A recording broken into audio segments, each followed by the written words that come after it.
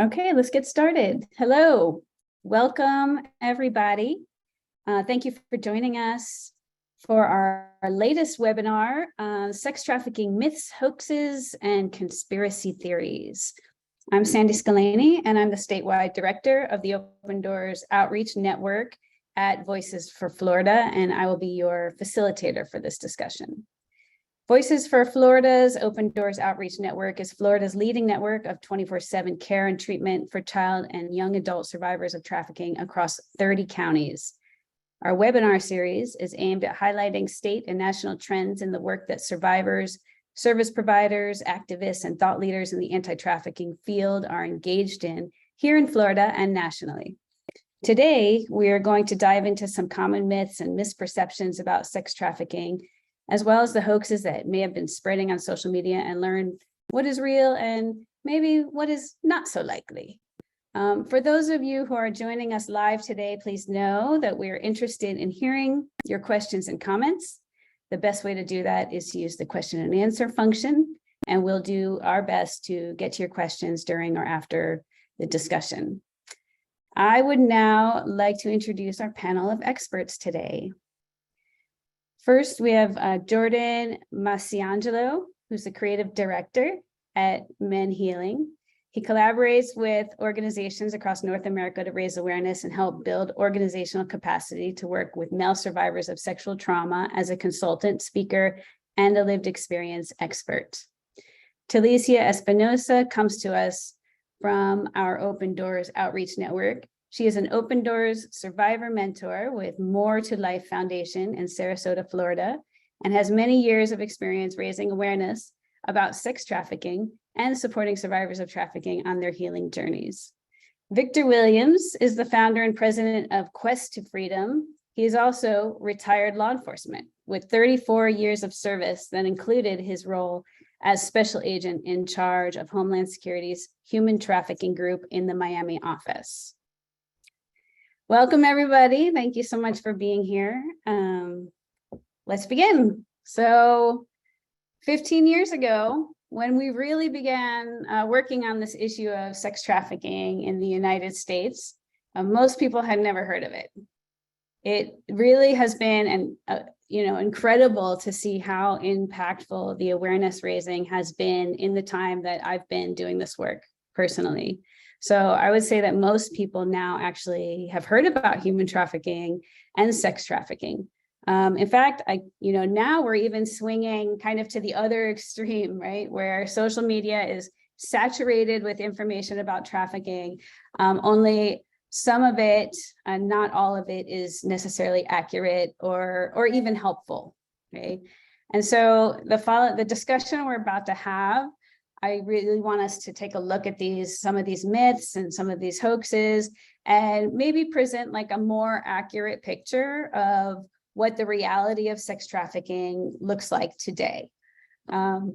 So without further ado, let's move on to, if you all, I'm going to start asking some questions, and you can contribute how you want, and feel free when we start off, if you want to say a little bit more about yourself and your background, that's, you can also do that as well. So let's pick the easy one. Is Florida a hot spot for trafficking? I'll start off and say yes, it is. And let me make a correction in my title. I wasn't the person in charge. I was working under the special agent in Miami in charge group with the human trafficking group. So, but yeah, Florida has always been marked number 3 based on Polaris's statistics, which they usually make their statistics on phone calls. And so California, Texas, Florida has always kind of like been that number for a long time. And it's a hot spot for many reasons. The main reason is that Florida is a tourist spot. So people are always down here, and traffickers know people from all over the world, especially in Miami, are here all the time, all year round. So it definitely makes Florida a hot spot for human trafficking. Hi, everyone. Thanks for being here.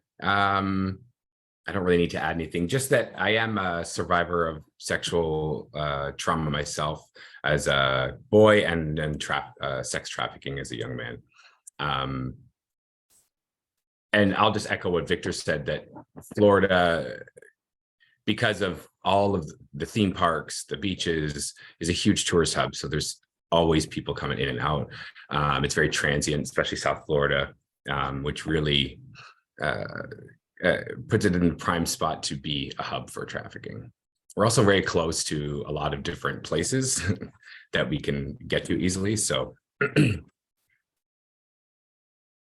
So it sounds like what you're saying is that the demand for commercial sex is really a driver for being a kind of a hub for trafficking. I would think that because of where Florida is situated in the States. I mean, Victor can probably speak to this a lot more than I can, but where we are in the country, even just geographically, I think makes us a hotspot. And just the transientness of South Florida, or Florida in general, really makes it easier. And I would also say that it's our weather, for sure. You know, we have beautiful weather all year round. And so a lot of people, you know, come down here, because it's a tourist area, but our weather.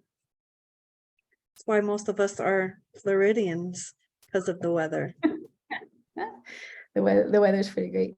So, okay, so demand can be tourists, but what else, you know, who else makes up the demand? Just to get raw about this, Yeah. I like talking real stuff, and I'm very passionate about human trafficking because I was a male raised in America, and I knew my thoughts and things I did out of cultural, you know, it's cool to do. Once I started working human trafficking, it literally changed my life. It taught me that what, you know, some of these things that were cool to do were harming people. So what are some of the things that, you know, at least in the Miami area, strip clubs, very popular down here. Talisha makes a good point, the weather. But I normally like go to the heart of mindset changing. And so when I ask people sometimes, I know we've always heard the term prostitution, the world's oldest profession, or actually farming is, but my answer to that is because we're the world's oldest, you know, customer.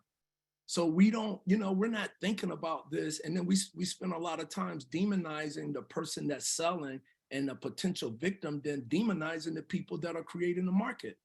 So I look at Miami from my experience, because of the weather, because people want to be here, it adds to that place where men can come and find women, hot women, for, you know, for that reason of sex or whatever, instead of like going out of the country, like some places like Rio that they picked, Dominican Republic, you know, I've heard over years.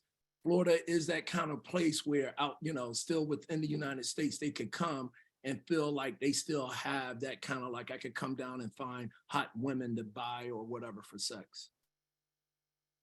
So we have like various hotspots. So we have the tourism is one, and then we have you know, truck stops. So a lot of that focusing on what you said earlier about the transient population, especially transient male population. Doesn't have to be only men that are buying sex. I think statistically it's like 1 in 5 women are also purchasing sex.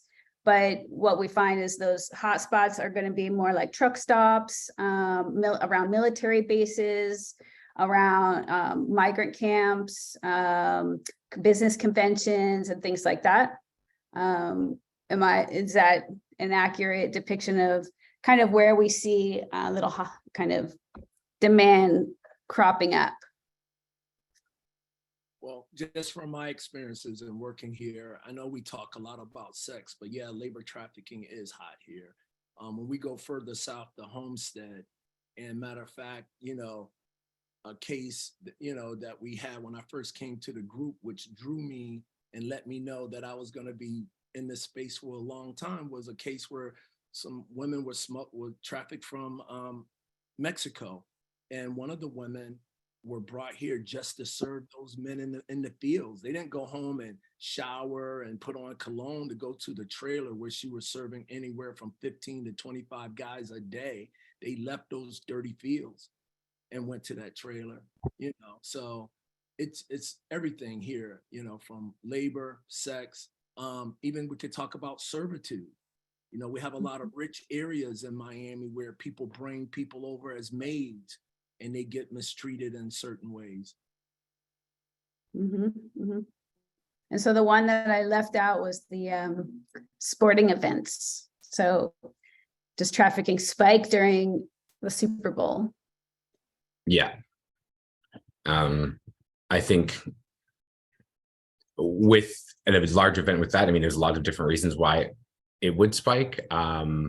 There's, again, the tourism factor. There's a lot of people here, especially with the sporting event. It would probably likely, especially football, likely skew towards male population. We know a vast majority of the buyers are male. It also brings a lot of folks from outside of the state into that area. It's law enforcement's distracted, everybody's distracted. America loves football. Nobody's thinking about trafficking when football's going on, when the Super Bowl's on. There is a lot of different things going on. And I think we're missing also a piece about the immigrant population in Florida is big. And I think with that comes a lot of labor trafficking stuff, as well as sex trafficking, because a lot of undocumented folks, you know, are probably a lot easier for traffickers to coerce into that life. So I think and that piece can go with the Super Bowl as well. Yeah, I would definitely say that wherever there are large events going on, whether it's the Super Bowl, business conventions, you know, again, like we said, you know, these are tourist areas here in Florida. It brings more demand. You know, we have people coming in from all over the United States, and the demand is already here, and it just spikes it up even more because of the large events. If you hear about it.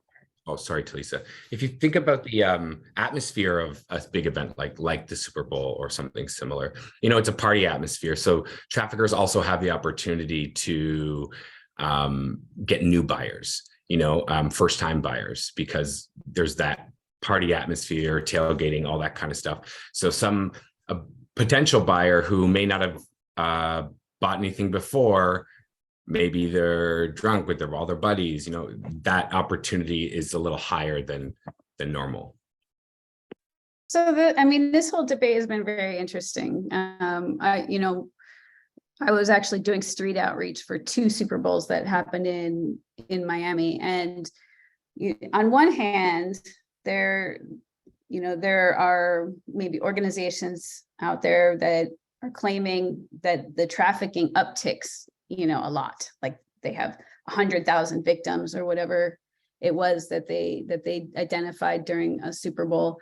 On the other hand, there are also groups that are saying that it actually doesn't, that, you know, that's just kind of a misperception that we have, that it uptakes. And what was interesting discussion that we had with Alan Wilkett was, he said, the perception of trafficking upticks because people are being transported to this area, but it's not that the numbers of people being trafficked as a whole are increasing necessarily, right? It's more just that the supply is moving to meet the demand. So then you're seeing more people coming from or being brought from different states to service the people that are like at these events, right? And I think when I was doing outreach, that definitely held true. You know, we would come across a lot of survivors, and you know, on the street, but also when we were going into the detention centers to do outreach, that were from different states, some as far as Hawaii. We're in Miami at that time. So I think that that's, it's a nuance that I think deserves recognition, right? And I'd like to add, I'm sorry, Victor, I'd like to add to that, just, as some know, I am a survivor and I was trafficked all over the US. And when these large events would happen, I would be taken to those events, like the Indy 500, there were different places that I would be taken just for these events. So it is true that though it may not spike as far as more victims being lured in, but it is true that you'll have more victims entering into those cities because of the demand, like you said, Sandy. And I was just going to add, and I think a reason why we always have our numbers kind of off on human trafficking is because, number one, police don't have it as a checkbox on their police reports. And I think if we can get law enforcement around the country to add human trafficking as a checkbox on the police report, that means law enforcement got to learn. Because I'll be honest, a lot of law enforcement people are still learning about this and on a cultural aspect, especially since that's a more dominant man, like a man culture. We're still struggling on that area. And when I was I had a chance to act as the human trafficking coordinator for the state of Georgia. And the hardest thing for me to do was to train law enforcement. So if we can start doing something as simple as that, I think we can start getting more numbers. But I have to agree that I know it looks weird, but you do have more people coming. People follow Super Bowls. And I was informed that the largest, and I don't know where they got the numbers from, was the Daytona Bike Week. I was told that is the largest, place where you have this issue. So, I'm like you, Sandy. I know you're a researcher. You like numbers, you like sources, and not just saying things because everybody else is saying it. So, Well, that's why we're having this webinar. Yeah, no, I've also heard of Bike Week from some survivors. So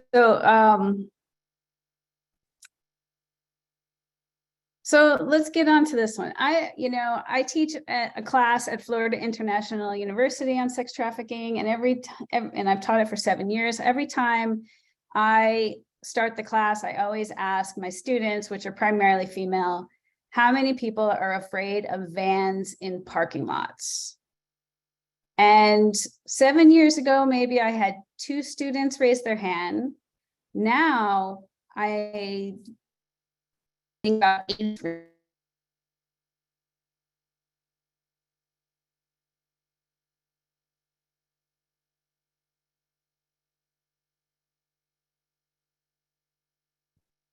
Is that it creates fear in groups into trafficking. Is that primarily the way people get? Hey, Sandy, I don't know if you can hear us, but you're going in and out. It sounds like you got a internet connection problem.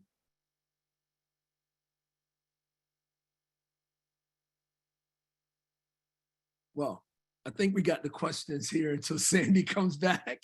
We kind of like got to go with it. I would say that question, white vans, I think we should be cautioned at all times is what I tell. Sandy, you kind of went in and out, so I don't know if everybody got your question. But if we're talking white vans, I've gotten reports of that. Even when I was in Georgia, people have reported to me they've seen this van and some have seen certain things. My answer to all of this is just be cautioned of everything. There's nothing.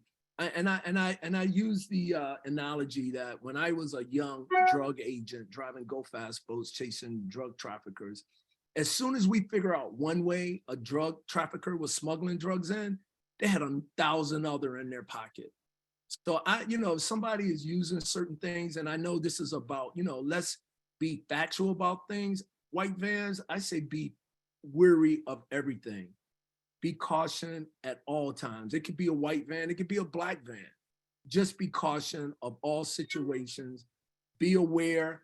Try not to put yourself in a situation that if I'm here, you know, you could be a victim. I always tell, you know, people to use the what if method. You know, we go everywhere just for 1 second, go, if this happens, what if this happened? What would I do? Because a lot of things, you know, people panic when things happen because they don't have a plan. So use like a what if I was here, if I was there, if this happened, what would I do? It just helps you come up with a plan and keep something in your head and being cautious at all times. Okay, but there's a difference between being vigilant and prepared for things to happen, but then or being just stressed out because you're always afraid, right? I mean, having the right info and having accurate information, I think helps. Oh yeah, I agree. Right. No, I agree. But I always look at it sometimes that as soon as we drop our guards because we, you know, if we come up that white vans aren't the issue, then maybe one day it is, you know. So I'm always, and I don't think, you know, I have a 30-year-old daughter and I don't think she walks around paranoid because I tell her to always be cautious of your surrounding. Always just know, because we do live in this crazy world that there are people are missing every day.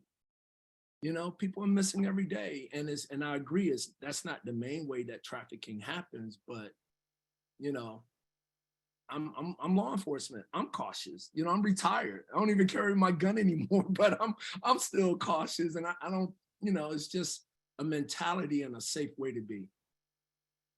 And I'd like to jump in and just say that for years, a white van has been depicted on, you know, with children when kidnapping was going, it was rampant in our country where children were being kidnapped all the time. And a white van has always been depicted as that vehicle that is used. And from my own experience, I can say that I never really saw a lot of white vans. I mean, I've been all over the US, and so it was never really vans that were used. Now, my trafficker traveled in a van, but it wasn't a white van. And then also where we see this a lot, where, I mean, I can say for myself, I am a little weary of white vans, but not because of being trafficked and not because I'm afraid that someone's going to traffic me out of a white van. It's just that since my childhood, that's what's been depicted. And so a lot of times, as we grow up from being fearful as a child, because of those things that we've seen or that have been shown to us, or that have we lost Sandy? But because of things that I was brought up seeing or being afraid of, sometimes that fear can go into adulthood. But I'm not fearful of a white van because of being trafficked. And as we've said, it's not prevalent for that to happen. That's definitely a misconception that has gone on for a long time. I'll jump in here real quick. I just want to, I'll echo a lot what Talicia said, in that, you know, maybe you should be scared of a white van sitting in a parking lot for too long, but not because you think they're going to jump out of there and grab you and pull you in and traffic you. I don't, you know, like Victor and everyone here is saying, especially for male victims of sexual commercial sex trafficking, I've never met anybody who's been kidnapped and pulled into a van, kidnapped at all. I think that rarely happens. I think that's what we see on TV. I think that's what we see in the movie. I think that's what's sensationalized. If it does happen, that's the story you're going to hear about. But I think the majority of trafficking is done through coercion and done through somebody you know. Particularly, I'm just speaking from my own experience as a survivor myself. It was my partner, and it was somebody that I loved and trusted, and I would have never, I didn't even know it was happening to me at the time it was happening.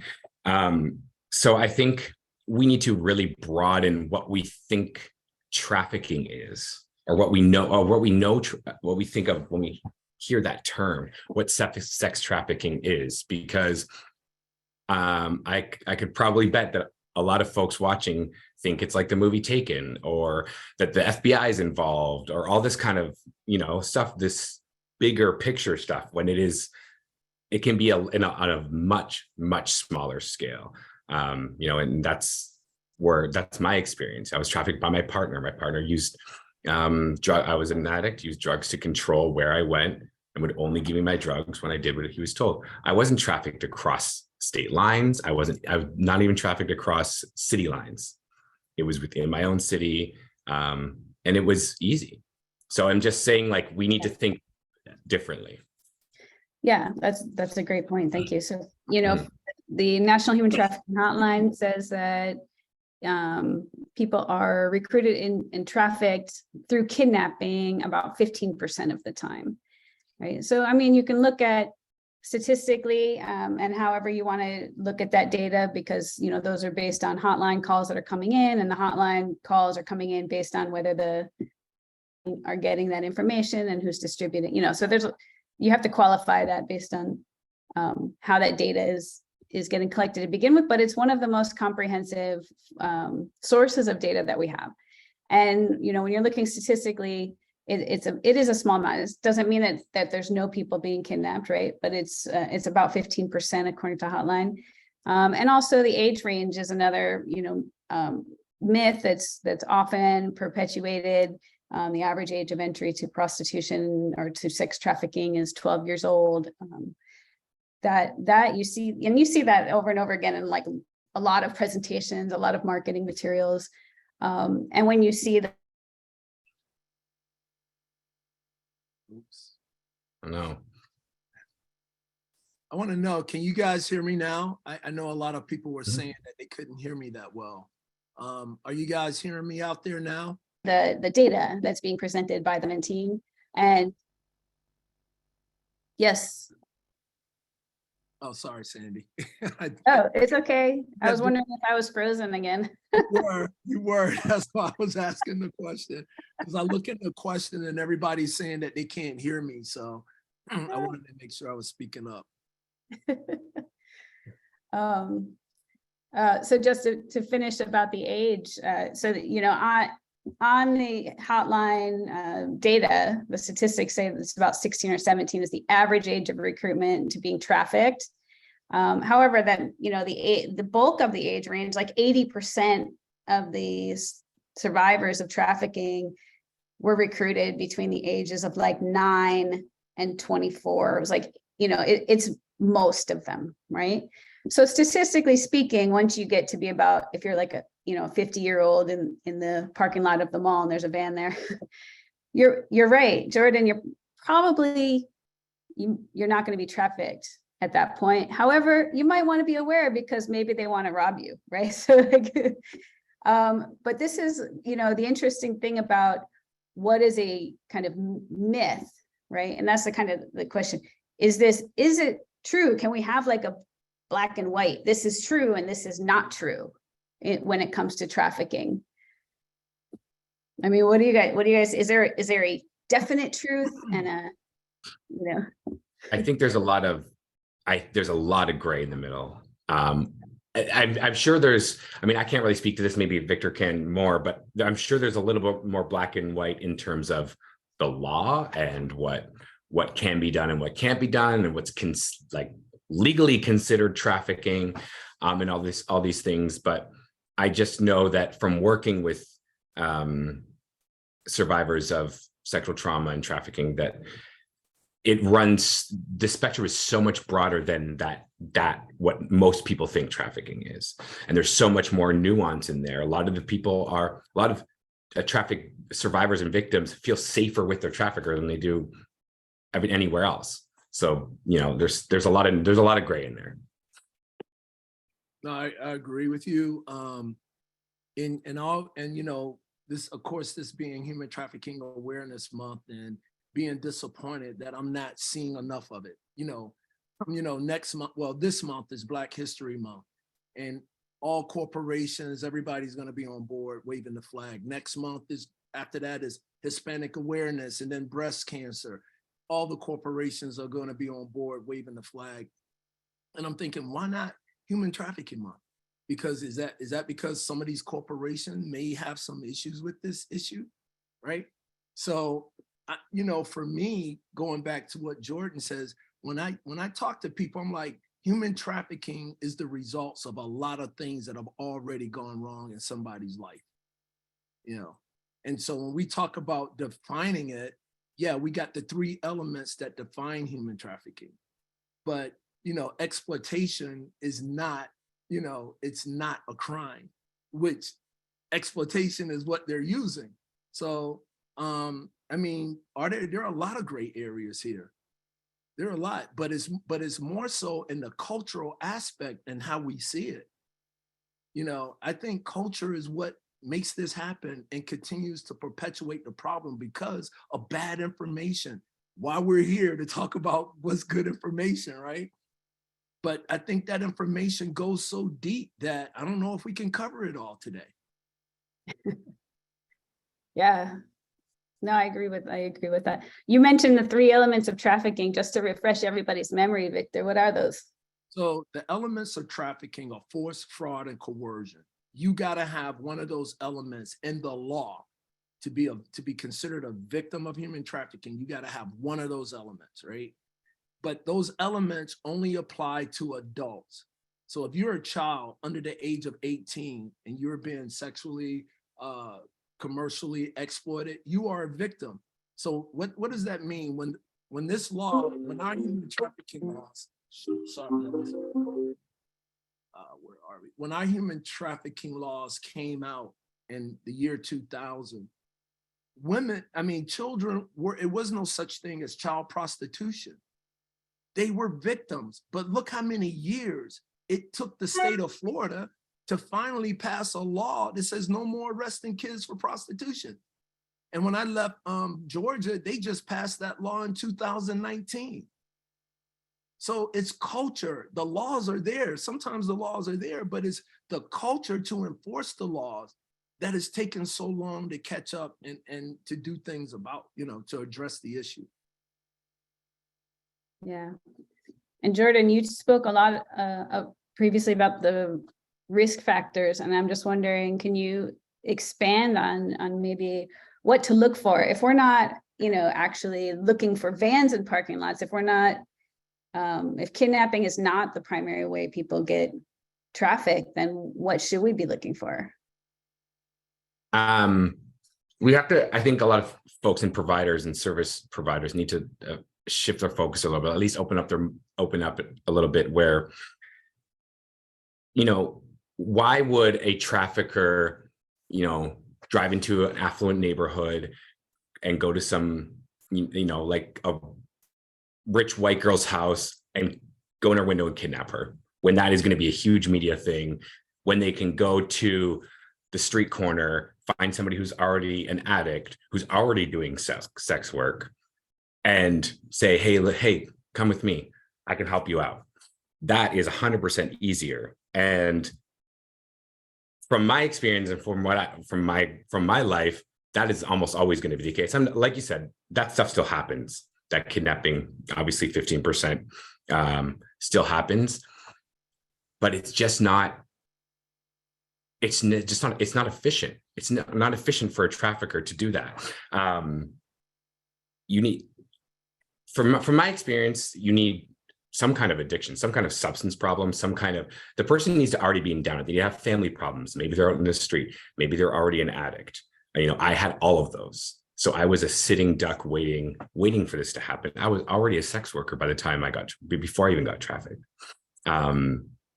There's a lot of risk factors, the same risk factors that folks have to become addicts. If they become addicts, they're far more likely to be trafficked. It's not, if we want to look at it sort of frankly, it's not, people who are sort of living good, happy, normal lives are not really at risk to be trafficked unless they get kidnapped. Especially for male survivors. Male survivors, because of the stigma around men and sex and all of that kind of stuff, it's never going to happen that way. Yeah, and I would like to just even speak on my experience. Definitely we're talking about the myths and what are not myths. And I would say even just the vulnerabilities of our children. And it doesn't necessarily have to be that they're addicts. It could be where some of them do come from rich families where both parents are full-time, they work full-time jobs and they don't have time to spend with their children. And so their children try to find other avenues and outlets to get attention. And so, of course, our phones are huge. Our kids are on apps that some of us don't even have a clue what they're looking at. And so that's a vulnerability for a rich white kid, a vulnerability for, a Spanish child is the same thing. It doesn't matter what race we are. It does matter the vulnerabilities that we have. Most of our children, as you know, I work for More to Life, Voices for Florida. We're a Voices for Florida provider, and I see on a daily basis, like after this webinar, I'm going to see youth out in the field, and most of our kids are in the foster care system. That's a major vulnerability of our children that are being trafficked. These traffickers are not looking for someone, like we said, in a white van. They're not looking to put what are those things called? The zip ties on someone's back, like handle of their car. They're not looking to put a dot on your window, which are all myths and hoaxes to get people off the real problem that we're having in our communities with our children, with our youth. And I can speak about that because I work on a daily basis with them. And so what we're looking at right now is the issues that we're having in our schools, with our children being recruited by classmates, by their peers.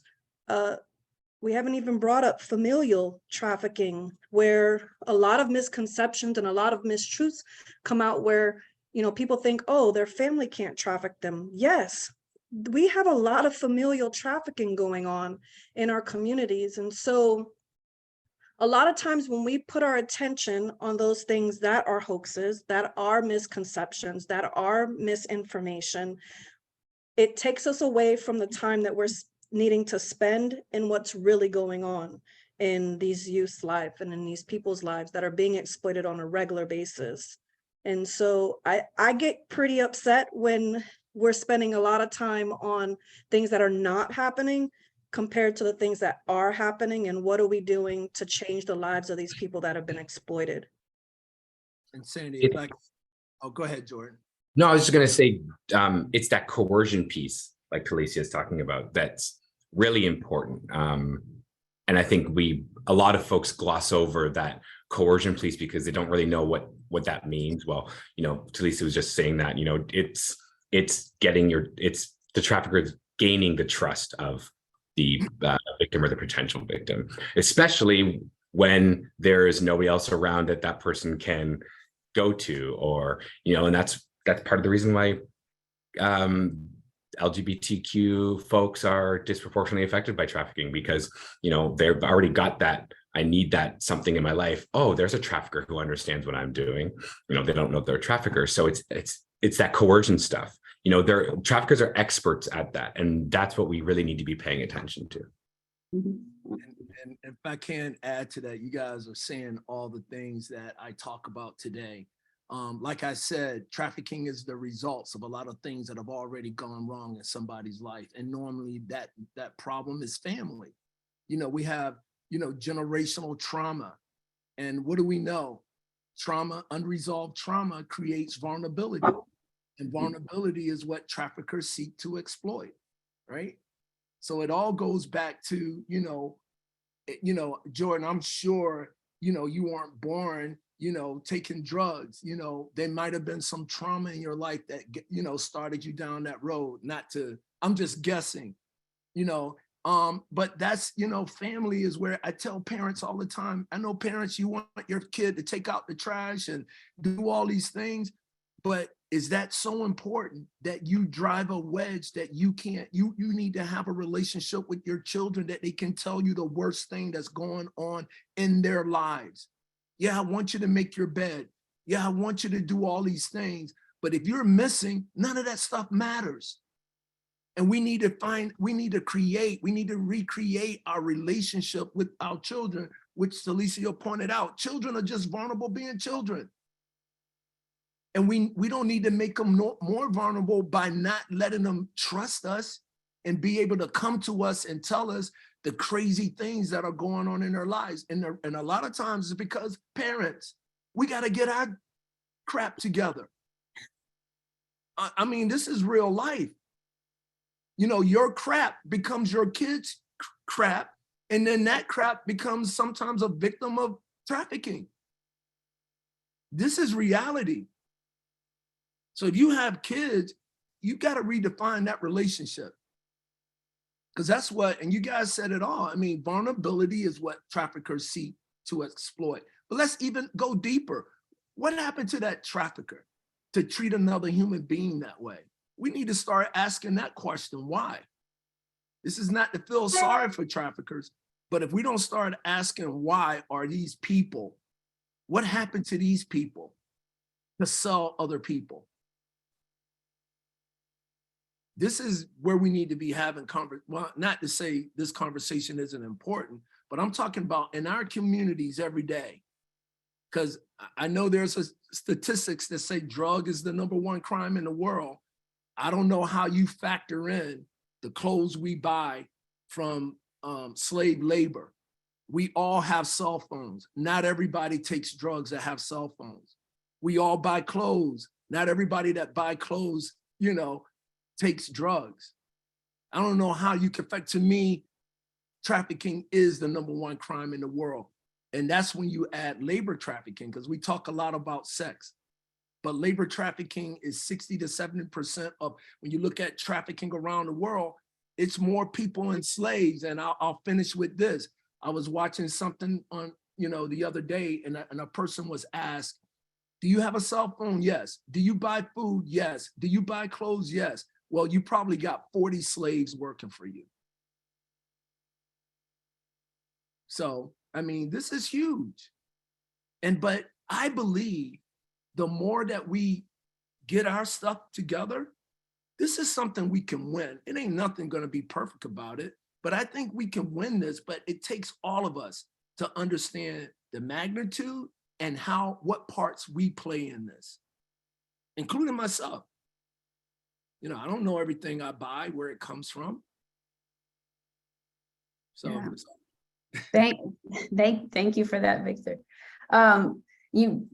Everybody brings up some really great points. And if you're thinking about, you know, how do people get trafficked, and you're putting vulnerability up there as that #1 thing, but you know, what is vulnerability? You mentioned a bunch of things, but it's really just these layers of vulnerability, right? But we have multiple kind of risk factors, starting from individual vulnerability, okay, which is if you know about the ACE score, the ACE study, the Adverse Childhood Experience study. It's been replicated hundreds of times. It's basically a 10-point scale of different kinds of adverse experiences you can have during childhood, and it's been studied numerous times to show that the higher you are on the scale, the more adverse experiences that you can check off, then the more likely you are to have kind of negative health outcomes, you know, as you're aging and things like that.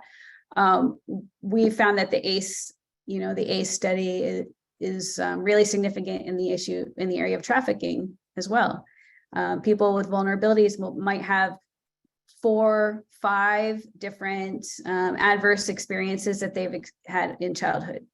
Okay, so vulnerability, you know, everybody has something that makes them vulnerable, right? We've grown up in poverty, or we have divorce in the family, or we're dealing with mental illness or something like that. Trafficking survivors tend to have multiple layers, multiple experiences, okay, kind of stacked up. And that's at the individual level. But we also have the environmental risk factors. What's around us? What's in our home? What's in our school? What's in our neighborhood? Okay, what's in our church? It's another layer that we need to also be aware of. And then Victor, as you were saying, and you keep coming back to, is this cultural, this social risk factors. What is it about our culture? What is it about our materialism and our, you know, fast fashion consumption and all of these things, right? What is it about sexism and misogyny or homophobia or racism that leads people to add to more vulnerabilities to their plate, right? And so that's how we think about trafficking in this very accurate sense, right? Is there a black and white trafficking, not trafficking, myths and like, can people be trafficked? Yeah. Or can they be kidnapped to be trafficked? Yes, of course, right? Can somebody be trafficked that has a zip tie on the door handle? I mean, sure, it's possible, right? We can't ever say that it's not possible because we don't have all the data. We just don't have that information, right? But the likelihood of something like that happening, like Jordan was saying, is very unlikely, because there is so much opportunity available for traffickers to reach out to somebody with multiple levels of vulnerability already, that, you know, doing this kind of elaborate scheme or putting themselves at risk of getting arrested by trafficking somebody in broad daylight in the middle of the Target parking lot or something like that. You know, can it happen? Sure. Is it the most likely scenario that they're going to try to snatch, you know, a whole family of people in the middle of a department store? Probably not, right? Does it mean that people are possibly being sketchy because they have other ulterior motives? Maybe, you know. But I think that it's just kind of, how do we put this in perspective? How do we understand this kind of nuanced gray world, and how people are being trafficked? So we're not living in fear, but we're also living in awareness, and we're able to respond responsibly, right? And respond in an accurate way. Because what, in your opinion, what kind of harm or consequences, maybe not harm, can result if we have like an overabundance of people kind of believing the hoaxes and the myths and the misinformation that's out there? What have you all seen? Because I know that I've seen some, you know, back in my day, it was everybody saw the movie Taken, and then they emailed me saying that they, you know, wanted to help these poor victims of trafficking that looked like the girl on Taken, which is a very unlikely. So, I mean, how do you see this impacting? How do you see the misinformation impacting? You're basically giving traffickers more opportunity, I think, by focusing on, you know, we'll go back to sort of the example we have about this tie, the zip tie on the person's backpack or their car or something like that. You know, if we have the whole country freaking out, telling their kids to watch for a zip tie on their backpack or their antenna on their car, that's distracting from how it's actually being done. You're giving these traffickers, more opportunity to do what they do, and that's perfect for them. They can still operate, do what they do under the radar, because, like I said earlier, they are masters at coercion and manipulation, and that's how they get this done. And these schemes and these hoaxes, and that is perfect for them. So all this misinformation that we are trying to eliminate or debunk is what needs to happen on a huge scale, so that we don't focus on stuff like that. We need to focus on taking care of our kids so that they can trust and learn from the right people what coercion is, instead of, you know, if someone's going to kidnap somebody, they're probably going to kidnap them regardless. That you can't prevent someone from coming to kidnap your child. You can prevent your child from learning how to trust or who to trust and things like that. So I would go ahead, Victor, go ahead. I was just gonna, Sandy, you know, we've been working at this for a long time, and we've seen progress in this space. But remember when we started this, you know, what, 12, 13 years ago, at least for me, and every picture you saw of a human trafficking person was someone tied up, someone gagged, someone tied to a bed. Now, the perception is they're the only human trafficking victims. So if I see some person standing on the street that's not tied up, that's not tied to a bed or gag, then they must want to be a trafficking victim because they don't understand the invisible chains that are here. If I'm a trafficker and I got to tie you up, I haven't broken you. That's the word. I haven't broken you yet. So I'm glad that we're starting to show what victims really look like. They look like us. It could be anywhere. It's not us tied to a bed. So those are some of the harms of misinformation can cause. Like everybody's saying, you got us looking one way or expecting something else when clearly it's happening over here. So I'm so happy that we stopped using those photos, because even for law enforcement, you come up on a car, if I don't see you chained in the back seat, you must be okay, because you're not saying anything. It used to make me so mad when I hear an officer say to me, she's not a real victim. Why? Because she's not cooperating with my investigation. Dude, you got some learning to do, you know? Yeah. So that's all I got. Talicia, anything to add? Yeah, I was definitely going to agree with Victor with everything he just said, because of the fact that, yes, that stuff still happens. And we can't say, and not that he's saying this, but that it's a myth, because it's not a myth, because it does happen. Some of our kids have been tied up and chained and not let out of a room just to break them. And then they put them out there, you know, to be in the streets or on porn videos and all of those things that come along with it. But also to say that, no, that's not what we should be looking for on a regular basis. Like he said, I was out in the streets, I was on street corners, and you would think that by looking at me that I was there because I wanted to be, which was not true at all, which is another myth. Since we're talking about myths and misconceptions, is that is a huge misconception from law enforcement, from the general public, from service providers. We've gotten a long way. A lot of our service providers don't think that way anymore. But back in the day, that's what was thought. If you weren't tied to a chain or you weren't bound, that you weren't a victim. But that's farthest from the truth, because my trafficker didn't have me tied up. He didn't have me in a room where he kept me to break me. He broke me by beating me. And so I would always think, okay, well, what do I have to do to not get beat anymore? So I'm going to be in compliance so that I can do what I need to do so that I don't get beat again. You know, and so a lot of times that's what we do hear a lot as far as myths, that they have to be tied up or they have to be locked in a room. And that's farthest from the truth. Hey, Sandy, can I add that real quick? You know, when I was working, I did a lot of work in this community as the coordinator of the South Florida Human Trafficking Task Force. It was my job to go into this community from all the way to Key West up to Jupiter was our area of responsibility. But I remember working in Fort Lauderdale where I started hearing the terms community kids, right?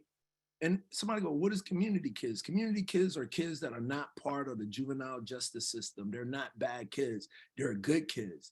And what I learned working with Jamar Johnson in Fort Lauderdale is Fort Lauderdale was the only city that I knew that can tell you the ethnicity of their trafficking kids, what part of Fort Lauderdale they came from, everything. But out of all the numbers of kids that they would find trafficked, whether it was 100, over 100, less than 100, 80 to 90% of those kids were community kids, which is shocking. Because we know that kids that are part of DJJ, we're looking at them, we're watching them, and they are vulnerable. They are vulnerable, but all kids are.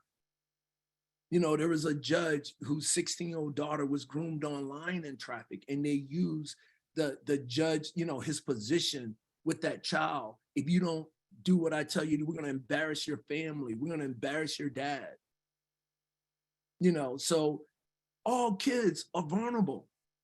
there's no kid that's not, and if we don't start connecting with them, having them trust us, again, we have to deal with our stuff, because our stuff could become the kids' stuff and leaving them more vulnerable.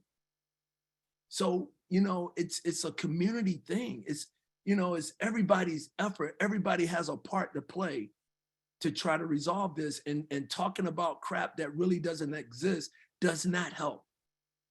It doesn't help at all. Thank you. And thank you for leading me into kind of the last question that I wanted to, the last kind of big pervasive myth that the primary targets of sex traffickers are always female, or that sex trafficking victims are always female. And, this is a misperception that keeps getting promoted and recreated, over and over again by providers, also people that are out there in the community helping. So what do you think about that? I know, Jordan, you have some things to say about that. Well, no, obviously there are plenty of male survivors of trafficking. Yes, I think, I'm a survivor and a lived experience kind of expert. I don't know all the stats and stuff like that. I do know that 1 in 6 boys has sexual trauma in their life at some point. A lot of that is trafficking.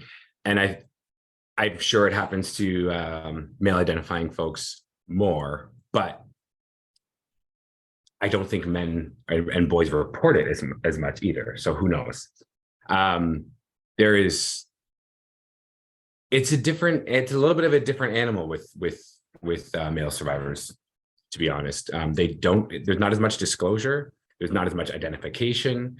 The behavior of, if you have a female survivor and a male survivor expressing the same behavior, service providers might look at the male survivor as, oh, he's got addiction problem, or he's substance abusing, or he's got anger issues, Whereas if they look at a female survivor, it might be, there's something wrong. Like, you look past that, you're like, okay, we need to see what's going on behind there. The behaviors are treated different for identification, even by service providers. And it's not about males versus females, or males have it worse or females have it worse, or anything like that. It's about developing, identifying, and giving community and services to male survivors, because we are 100% out there. It happens different. We're less likely to be kidnapped and taken it that sort of traditional way that folks think of. The coercion's even worse. A lot of people ask, are male are survivors of male survivors of trafficking gay? Are only gay or LGBT youth trafficked? And that's not the case at all either. We're disproportionate. I am gay, but we're disproportionately trafficked because we are easier targets, because of those vulnerabilities to begin with. So there might be more of us that are gay, but it's not because we're gay. And also a lot of folks who are trafficked who might be straight have big identity issues and don't know what they are, or don't want to say they're gay. There's talk about gray area. You can do the whole 10 webinars just on that. But I don't know if anyone has any other questions, but I'm happy to answer what I can. I can. So, and Go ahead, Talisa. I'm sorry, we keep on cutting each other off. I would like to definitely say that because of the field that I work in, we are starting to see a lot more males. I don't want to say that they're coming forward, but a lot more, our service providers are seeing it more now, or really recognizing one, they know what trafficking looks like. And so now they're getting these males, of course, like you said, Jordan, with behavioral issues. They're angry. They, the criminality on that end, like those that are robbing and selling drugs, some of them have been trafficked. And within that trafficking, they're being forced to sell drugs. They're being forced to do criminal activity. And so that's not being talked about a lot, because a lot of times we think, oh, well, like you said, Most people think that they're gay. Some of them are not. Some of them have come from really good families. Some of them have not. Some of them have come from very dysfunctional families. Some of them are from the projects. And our males are still being, one, recruited in their schools, within their peers. They want to fit in because a lot of our boys don't know how to fit in because, of course, you're just like girls. We want to fit in. We want to belong to a community. We want to belong to someone. And if they're coming from a family that they're single mothers, these children are coming from single family homes, and the mothers are having to work 2 and 3 jobs to, where we are right now, and how many jobs people have to work to be able to provide for their family. We talk about the vulnerabilities, where that's a major vulnerability for these young men. And like I said, I'm seeing it more and more. I mean, on my caseload right now, I think I have 3 boys right now. And so that's a problem. And I think a lot of times we don't see it brought to the forefront because of the fact that, no, they're not self-identifying. What boy would want to self-identify to tell you that they were taken advantage of or that they were used for sex, when it brings on shame? It brings on guilt. It now brings on, like, what did I do to deserve this? And then who's going to believe me? So then, because of the anger of what has happened to them, they act out, and then we want to lock them up and not deal with them, or highly medicate them, or Baker Act them, the things that have to be done because it's not being dealt with behind the scenes. And and I'm not going to say no one, I almost said no one, but a lot of people are not taking the time. Like you said, you'll have a male survivor and a female survivor in the same room, and you will take more time with that female survivor than you would with the male, because the male's acting out even more than the female. And so now you just want to push him to the side and not deal with him. We see it all the time. And so I think that's where we have to get to a place where we're looking at our male survivors, and it doesn't necessarily have to be a male survivor, just our boys in general. Because of their behavioral issues and because they act out, we want to push them to the side and not deal with what's really going on behind the scenes and all that has gone on in their childhood to bring them to the place where they are. We push them to the side, and then later on in life, they're spending time in prison. They're spending time in mental hospitals. They're not being looked at and taken care of the way that they were meant to be taken care of as males. And so that's a big passion of mine, as hopefully you can see, because they are overlooked. Our male survivors are overlooked. And I'm just going to apologize even for myself. We have to do a better job in, 1, recognizing what's going on in their lives. 2, learn how to work with our male survivors, because I think a lot of times people don't even know how to handle our male survivors. And another is take the time to be that listening ear and to pay attention to them, and just to say, I see you, and not just throw them away. That's all I have to say. Yeah, thank you for that. Those are all amazing points. And I also want to add, even bringing in the cultural factors here, I mean, sexism hurts men too. Sexism hurts boys too. Okay, the stereotypes for what it means to be a male, being the sexual conqueror, not crying, not being emotional, not being victimized, all of that is part of kind of how we raise boys and men to have a male masculine identity. Makes it so much harder for them to come forward and say, these things are happening, right? This is how I'm being victimized. And it makes it much harder for us on the other side to recognize when they're being victimized, because we deny that it's happening. We don't see it. We put our blinders on, right? It can't be. So then the acting out piece of it is that, boys will tend to act out externally, right? Girls, I mean, unfortunately, it's a very part of our identity. The risk of being victimized is actually part of a female identity growing up, right? Being protected from rape and things like that. But, we tend to maybe internalize more a lot of trauma that's happening, and boys will externalize trauma. And that's why you'll see them acting out. You'll see them maybe being more aggressive and then picking up charges, things like that. And they could actually be just coping with some victimization that's happening. And it's definitely a big issue. You all are very right about that. And I think that it's a big thing that we need to be aware of and really look and see people. Sandy, you put that way nicer than I was going to put it. So thank you for that. But let's add some stuff to that. Culture is everything. We got to get the questions too. So right. I'll end with this. So first Okay. of all, you gotta, if you got a kid that's been a good kid and all of a sudden things are going south, we got to stop asking kids what's wrong with you and start asking what happened, right? Because you ask them what's wrong with them, they're defensive. And why would boys come out and talk about their sexual abuse when 1 in 3 women get abused and that the statistics don't show that? Why would I come out and embarrass myself?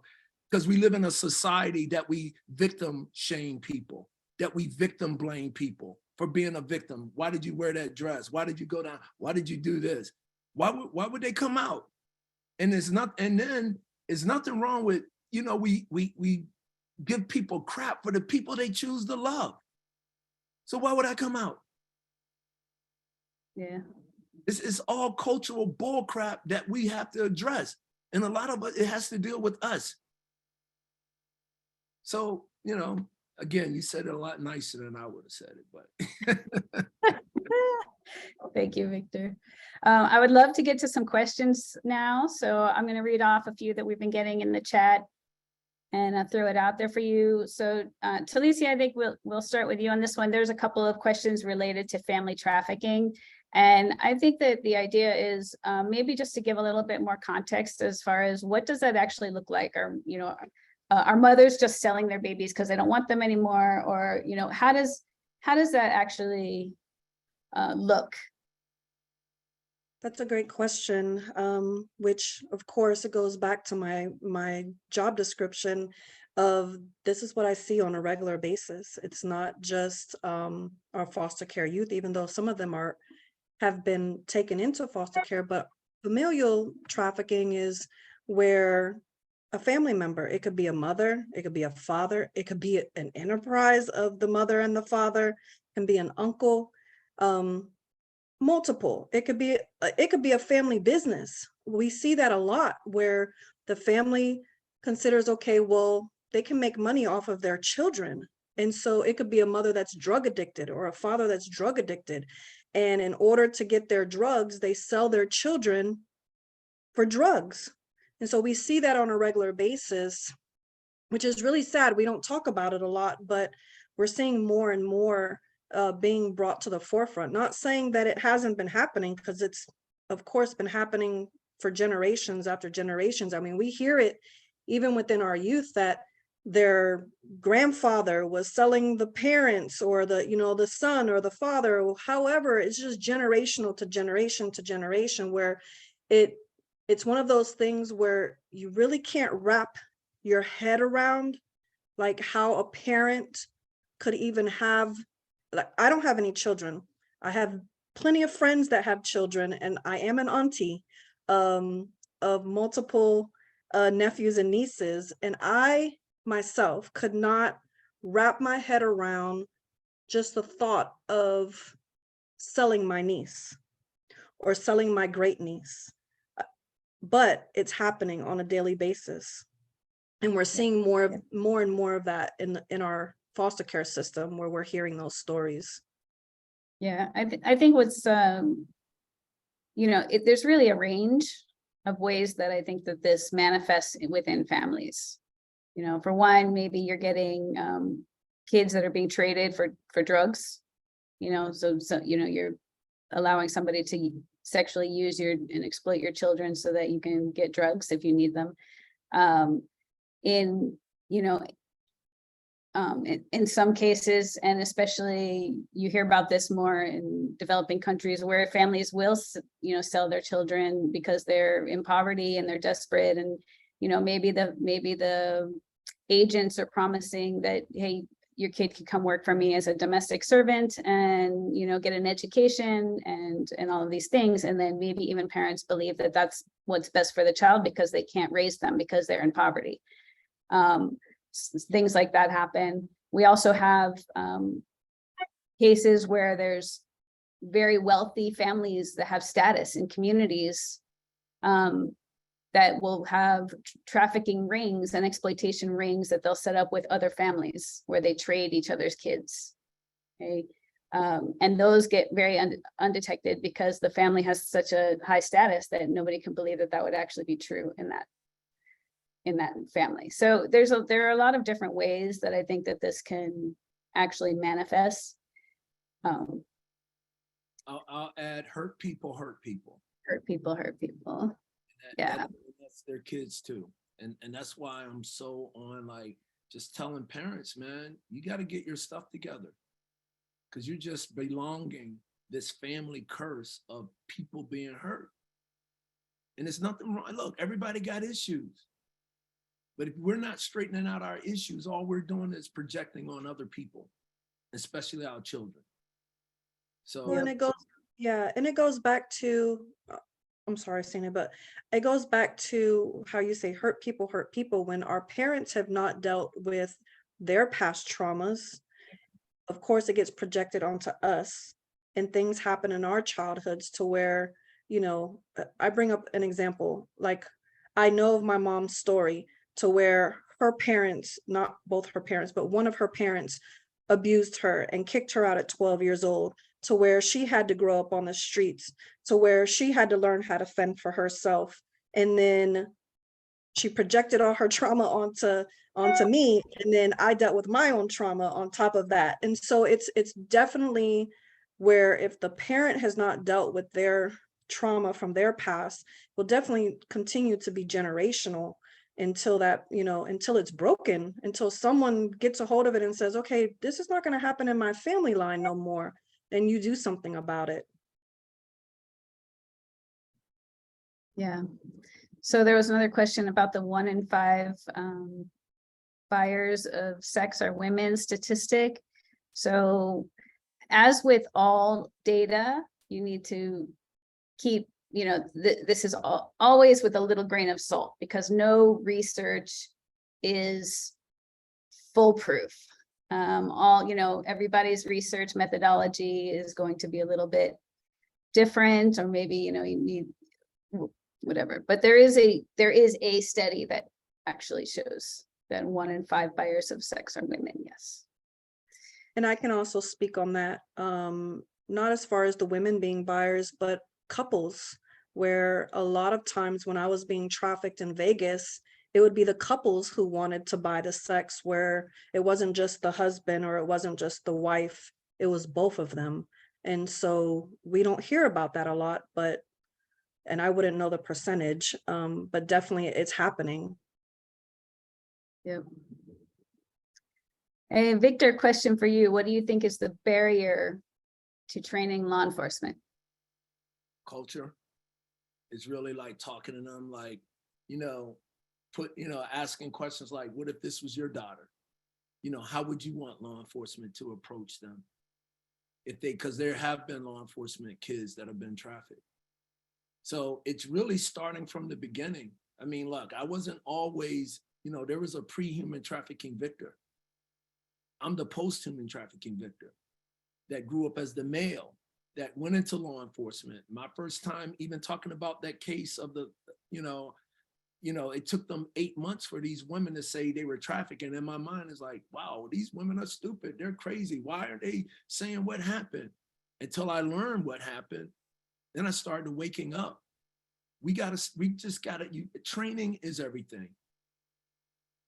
And cultural training is really where it starts, because you got A, B, and C, but, men have certain things that, we grow up as men, we believe that's right, it's cool, having bachelor parties with sex people coming in to dance for us.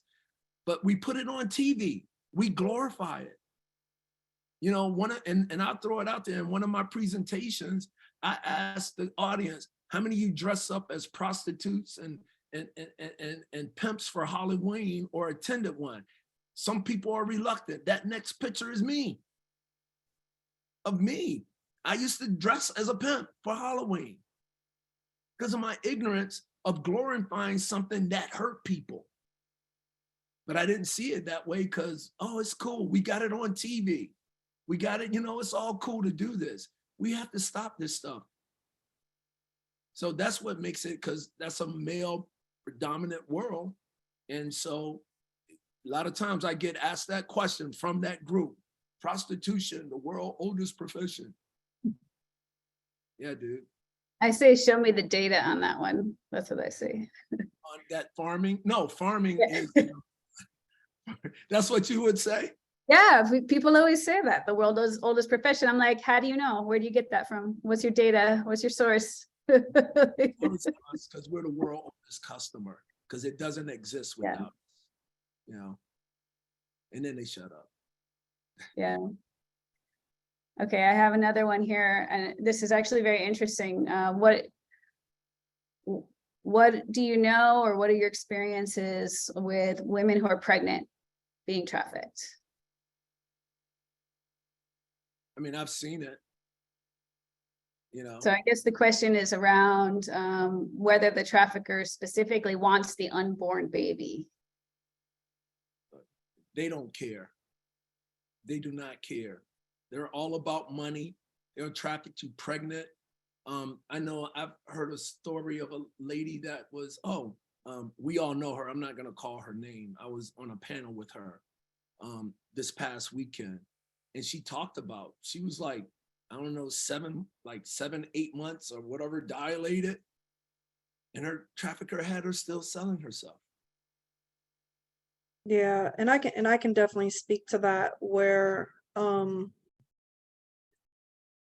believe it or not, and I don't know the numbers, but I've seen it in my own life, where that's a fetish of men that want to have sex with women that are pregnant.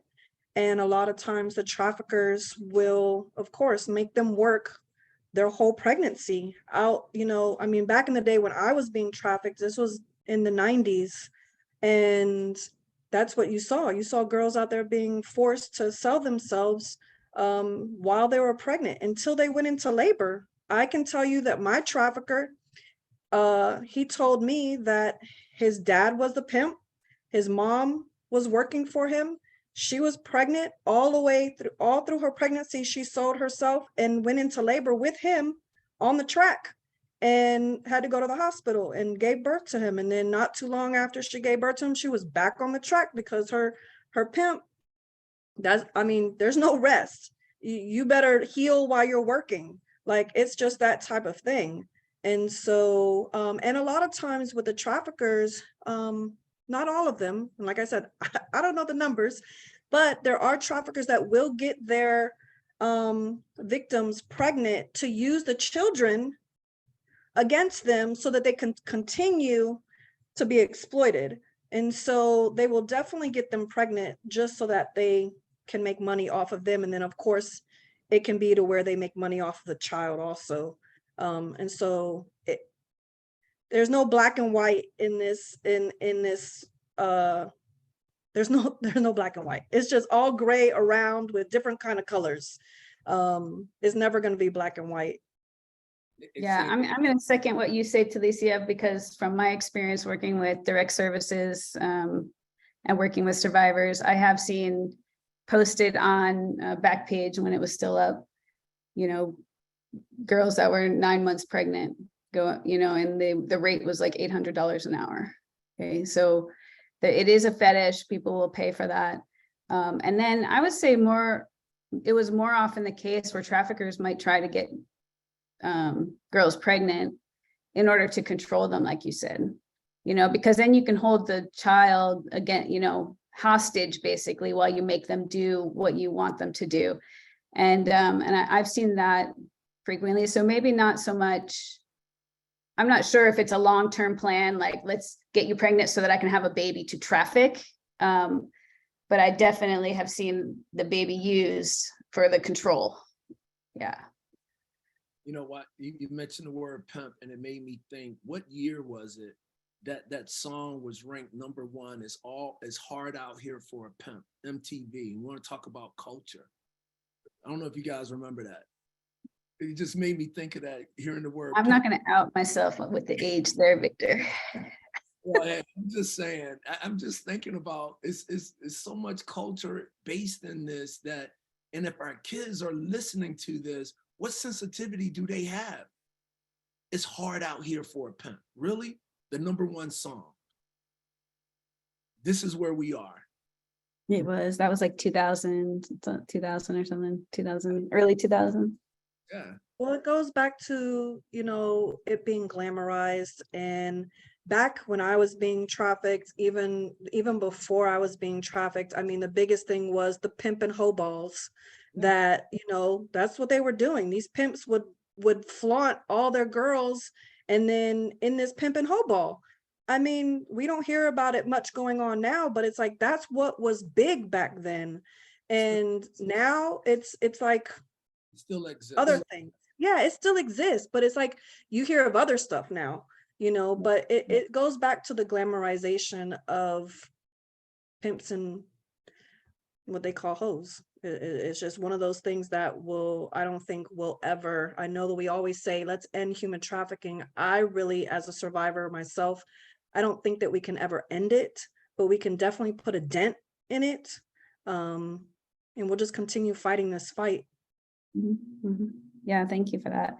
So we're almost at the end, and I just want to address kind of the main, going back to the title of this webinar, the overall theme of this webinar being myths and hoaxes and conspiracies. And, we have a couple questions related to, there's been underground tunnels, there's been water bottles being left on your car. We've got, all of these, and I'm sure that most people here have seen them pass through your social media.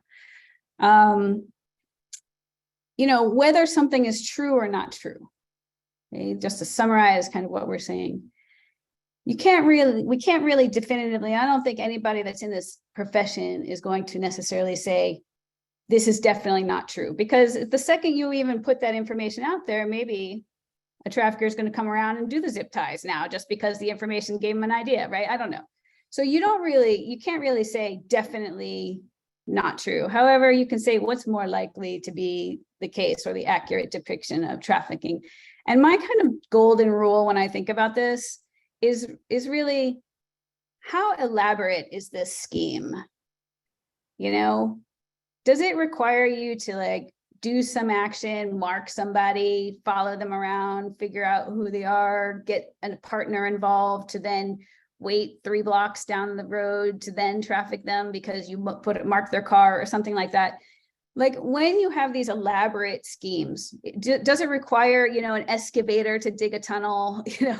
Does it require multiple, groups of people coordinating together effectively and somehow still secretively to be able to execute these plans? That's not saying that there aren't international rings and people coordinating massive organized crime. That happens. But I generally feel that the more kind of out there and elaborate the scheme is probably less likely. Unfortunately, it's easy to traffic people. It's easy to deceive them into terrible situations. It's easy to pick out vulnerable people. Traffickers know where to go to find them. So I would say, when we're looking at this, go with Occam's razor, right? That's the kind of saying that whatever is the simplest explanation that accounts for the most variables in a situation, that's probably the right answer, right? Anyway, those are my 2 cents on the kind of overall hoax messaging. Well, if you're asking us to say last words, and by the way, I'll stay on forever to answer all the questions if you need me to. I go back to my beginning, and I think you just said too, I just tell people to be cautious, just be cautious. You know, like I said, you just don't know. Maybe you discover a new way. You know, I don't know. Just be cautious. Just be aware of your surroundings. And you don't have to be afraid. Just be aware. We live in that type of world where we have to be aware. And I would rather, you know, have some of these thoughts, like what if thoughts, not to have you walking around in fear, just so you can be prepared. I think a lot of our issues in law enforcement, because of the lack of training in some regards, you know, you're in a situation that you've never been in before, and you're reacting, not responding. Because I heard you use the word respond. We live in a culture that we react. We're not responding. And for me to be at the place in my life right now, I'm just focused on how do Vic Williams live more from the inside out instead of from the outside in, you know, and eliminate my footprints in these spaces. So my sum up would be, yeah, just be cautious, you know, and continue to educate yourself. This was I love talking about this. I love, you know, learning from you guys, but this is not a one-stop shop. You got to keep plugging and educate, find organizations in your community that you can work with, you know. So I'll end with that. Thank you guys for having me. Thank you, Victor. And I just want to end by just by saying, Jordan, I'm just going to publicly say that thank you for being on this webinar with us, because we don't really get male survivors of any abuse that are willing to step up and talk and bring awareness because of whatever reasons it may be. But I just want to thank you from survivor to survivor in front of everybody that it's been a pleasure having you on with us, because it's huge, because we're not getting a lot to come forward and just share from their heart and share from their experience. So thank you so much. Thank you. I appreciate that more than you probably know, but thank you, Lisa. Thanks. The last thing I'll say is, you know, I saw a lot of questions. I was looking through a few of them. Is just like, you know, what do we do with this? What do we do with this? And you do exactly what Voices for Florida is doing, and you talk to the people that it's happened to. And a lot of agencies and service providers and organizations, that's what they're sort of turning to. You know, the statistics and the numbers and all that kind of stuff is important, but that can only take you to so far. You want to know how to prevent it. You want to know how this happened exactly. You talk to lived experience experts. You hire those lived experience experts to help you with your trainings and your programming. And that is what is going to authenticate the work that you're doing. And it's sort of new. I've been doing this stuff for a long time, and it's only in the last 5 years that I've been sort of being paid for it. I've been doing it for free for 15. So I think that is a really important piece that a lot of organizations are coming around to. And I think it's absolutely essential. You need to learn from the folks that these things have happened to, because of those nuances and those gray areas, because you cannot make a blanket statement about how to do something or how something has happened. And that is huge. So thank you, Voices for Florida, and thank you all for being here, because this is exactly how you learn to sort of mitigate these things and how to make these folks' lives better. And let's remember that, you know, it's depending on who you are, it's not about catching the bad guy. It's about helping the survivor. And that's who we need to really actually care about, and how those are the folks that we need to help along their journey, not the quota of bad guys we need to put in jail. Thank you so much, Jordan. Those are beautiful last words. I honor so much all of your experience and your participation on this panel. It was very insightful, and I think the audience got a lot out of it. Just a couple things as we're wrapping up. You know, thank you so much, participants, for attending. Without your support, I don't know, you know, we need it. So keep coming back. There is a link to the evaluation in the chat. It will also be sent to you by email, and you can get a certificate of attendance when you complete that. you can view this webinar and also previous webinars by going to our website at www.voicesforflorida.org. And you can sign up to get our email updates and learn about our training and other activities as well. And so please follow us on socials. And I will close finally by saying, if you believe that someone is being trafficked, please call the National Human Trafficking Hotline at 1-888-373-7888. If you believe a child is being abused or trafficked in Florida, you can call the abuse hotline, and they have specialized investigators that will go out and actually know how to investigate for trafficking. And the abuse hotline is 1-800-96-ABUSE. So again, thank you so much from the bottom of my heart. You guys are great, and we'll see you next time. Thank you.